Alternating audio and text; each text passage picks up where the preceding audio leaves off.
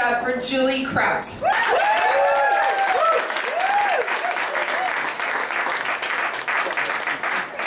when I was 15, my parents sent me away for a summer to French sailing camp. And it's exactly what it sounds like, a sleepaway camp in France where you sail all day.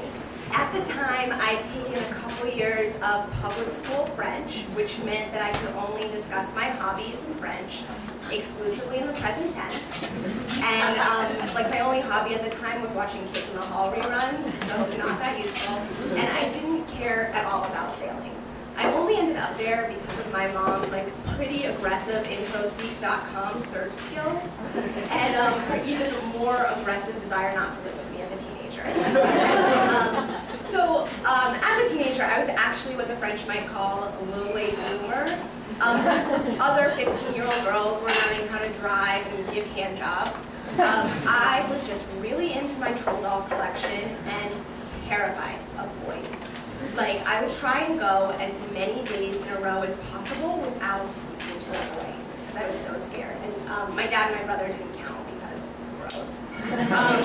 And even though I was afraid of every other boy on the planet, I also loved them all. Like, I would write these obsessive diary entries about boys, and I would pretend that my pillow was a boy's face, and I'd lick it every night before I went to sleep. Because my mom fast-forwarded through the racy parts of Dirty Dancing, so I didn't quite understand what making out was.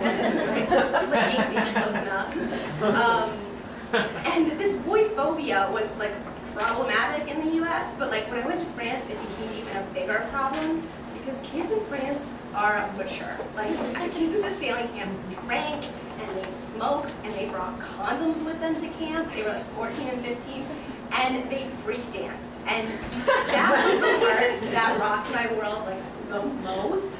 I remember writing back to my friends at home and being like, guys, it's real. Freak dancing isn't just on MTV anymore. Let the rest of America know, okay?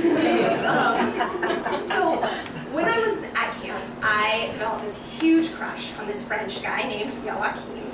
And I loved him so hard, but I never wanted to speak to him. But I did always try to be like really close to him, and like sometimes being close to him wasn't enough for me. So I pretend that I tripped or been pushed and like fall into him so that I couldn't touch him. But I was like too afraid of him to like say words, like apologize to him. So I would just like full on body check him and then walk away. And that was me flirting. And I'd also sometimes collect and save stuff of his. And by collect and save, I mean steal. I would steal from him. I took these sailing gloves he had and this one like windbreaker type shirt, and like sometimes I saved the plastic utensils he used to eat snack. And I made this shrine to him in my top bunk bed. And this went on all summer. And then the last night of summer, the counselors basically declared it a free-for-all, and they were like, there's no curfew and you don't have to sleep in your own bed. So it was this like, like go forth and French fuck each other. And so, being that I was 15, going on 12 and a half, I was like, I'm gonna go to bed at normal time in my own bed, duh.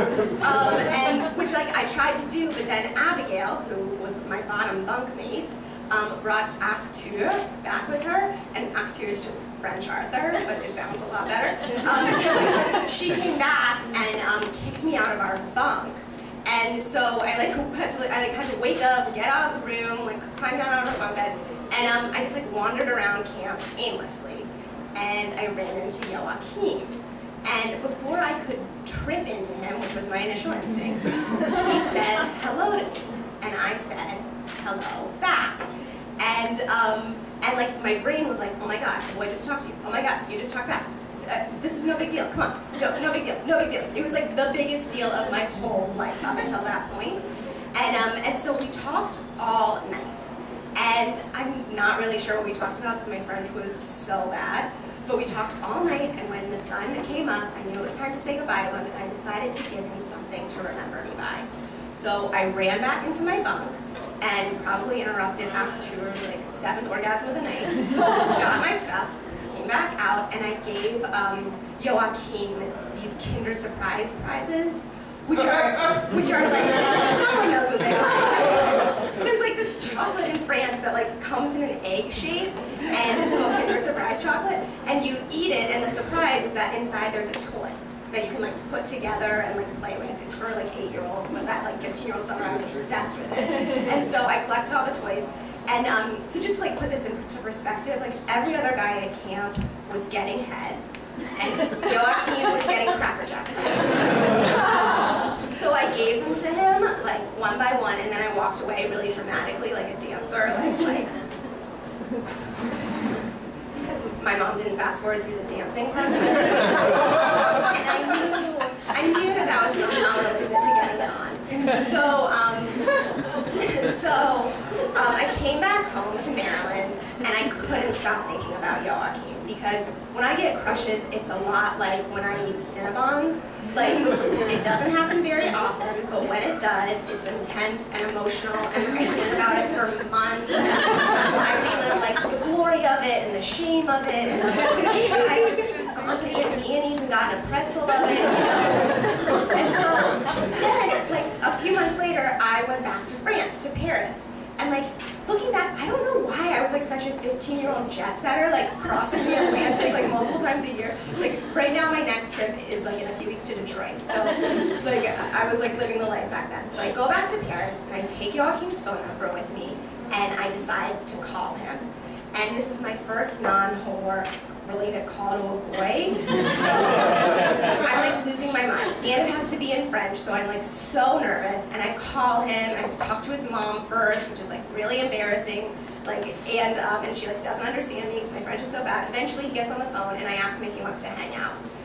And he explains to me that France is actually a pretty big country and he doesn't live anywhere near Paris. And it would be a 5-hour drive and he doesn't have a car or a license. The logic of this situation like holds no weight for me. Like I'm about to hurl myself out of a French hotel window. Like I was destroyed. So then I come back to Maryland, and like after like a few weeks of like licking my pillow pretending it's Joachim, I eventually stopped thinking about him because I figured out what making out really was. And I spent the next like 15 years kind of getting the hang of it. And I was like, just too consumed with that to think about Joachim. But then on Facebook.com, after French Arthur, Facebook friends me, like just like a little while ago. So I was like, oh my gosh, I remember French sailing. Yep, I'm gonna go through and see if he's friends with Joachim. And he is. So I send Joachim a message that's like, hey, I don't know if you remember me, but blah, blah, blah, I have fond memories of you from sailing camp. And then I sent it. And I had to write it in English because at this point my French is so bad that ordering at Au Bon Pain is like pretty intimidating. And he writes back, and as I'm opening it, I'm like, oh my gosh, what's he gonna say? Like, does he remember me as that like creep who just like, you know, body checked him all the time and stole his stuff? Like I realized that I was like, basically I bullied him. Like thinking that I was flirting. And like when I open it, it's like, Julie, like of course I remember you. I don't know how you would say this in English, but in French we call it a Scooby-Doo. I have the one you gave me attached to my keychain as always, and I think about you every time I use my keys. So like, I think Scooby-Doo means Kinder Surprise prize. But like 15 years later, he thinks about me every time he uses his keys. Like, who's the creep now? So, like, the answer is kind of still me, because that night I totally licked my pillow. And just